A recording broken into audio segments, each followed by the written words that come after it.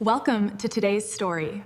The bus driver noticed the boy before he even opened the doors.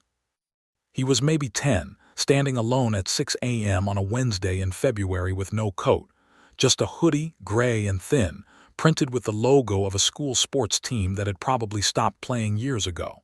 He had a backpack on both shoulders and a ziplock bag in his hand. He wasn't on his phone. He wasn't fidgeting. He was just standing there, waiting, the way people wait when they've learned that making a fuss doesn't change anything. His name was Darius. The driver, a man named Gerald, didn't know that yet. Gerald had driven the Route 14 for 11 years, out of the transit depot on Maple, through downtown, looping back. Same streets, different faces. He'd gotten good at reading passengers before they boarded, who was rushing, who was scared, who was pretending not to be either. He could usually tell within the first 2 seconds. It wasn't something he'd been taught. It was something 11 years of early mornings had pressed into him, the way weather shapes a coastline. He knew what it looked like when a child was carrying more than a backpack. Darius climbed the steps and held out the Ziploc bag without saying anything. Inside it, folded into a careful square, was a handwritten note. Pressed against it, a quarter, a dime, and 4 pennies. Gerald took the bag. The boy's hands were red from the cold. Gerald unfolded the note while Darius stood at the top of the steps, not moving, like he already understood this could go either way and had made his peace with both outcomes. Dear driver, my son Darius needs to get to Eastview Middle School. I am working a double shift and cannot take him. I'm sorry the fare isn't exactly right. This is what I have this morning. He is a good boy and he knows to sit near the front. Thank you for your kindness. No name, just the money, 39 cents.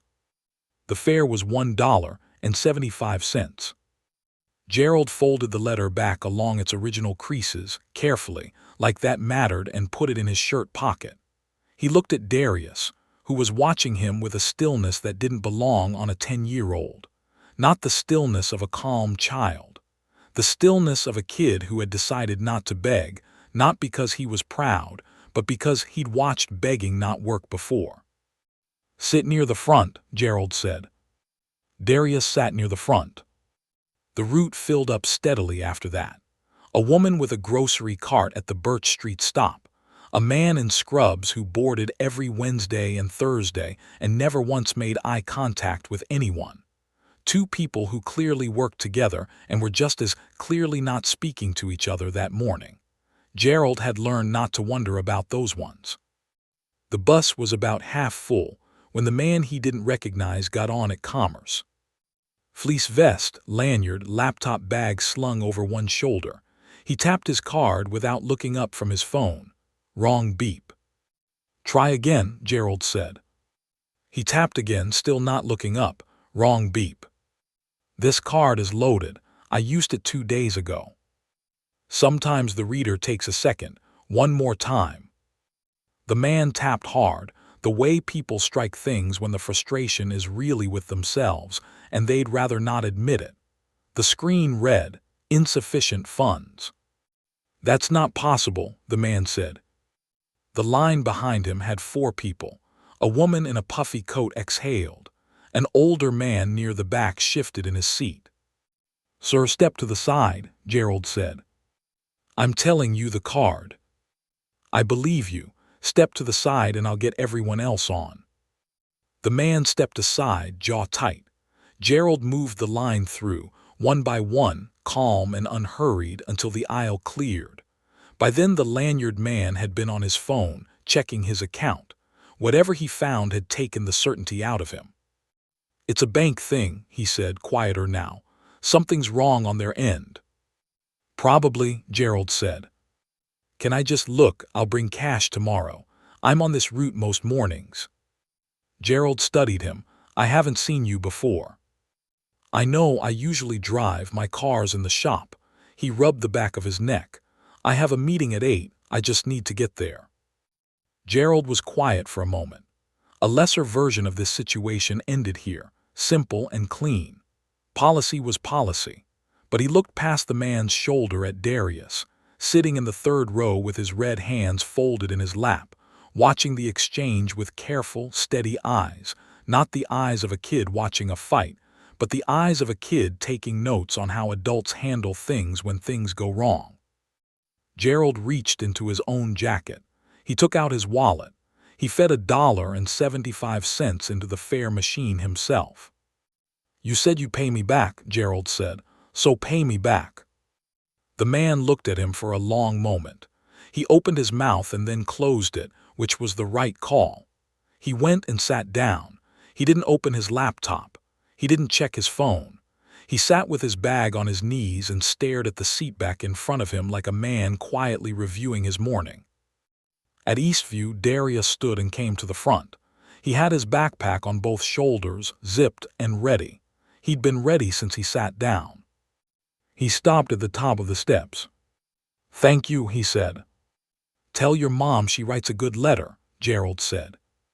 Something moved across the boy's face, not quite a smile, but the shape one makes right before it decides if it's allowed. He nodded and walked down the steps.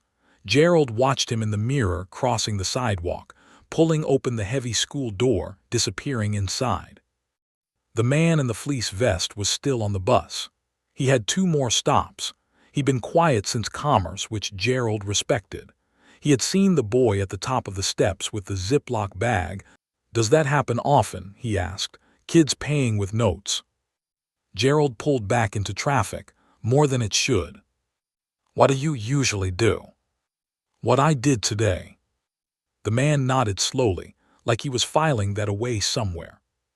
He got off at Commerce and 9th without saying anything else.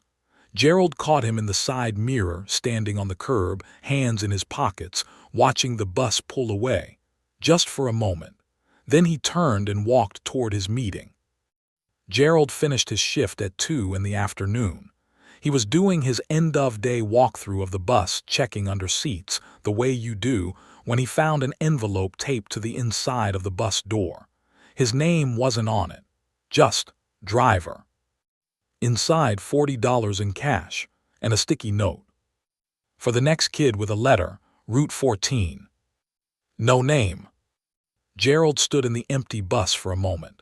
The afternoon light came flat through the windows. Outside, the city was doing what it always did, moving, indifferent, loud. In here it was quiet. He thought about the man on the curb, watching the bus pull away with his hands in his pockets. He thought about a woman somewhere across the city who had sent her son off this morning with 39 cents and a carefully written letter, and nothing else to work with. He thought about a boy who had sat near the front, like he'd been asked, and said thank you, like he'd been taught, and walked into school carrying whatever weight a 10-year-old carries when the morning has asked a lot of him. Gerald put the $40 in his wallet. He put it in its own fold, away from his own money. He figured he wouldn't have to wait long to use it. The Route 14 ran 7 days a week. There were a lot of stops, and somewhere out there, he was fairly certain, another mother was already at a kitchen table, writing a letter, trying to find the right words to ask a stranger to be kind to her child. He'd be ready. So this is the end of the story. Where are you watching from? Drop it in the comments. And if someone ever did something like this for you, quietly, without making it a thing, tell us.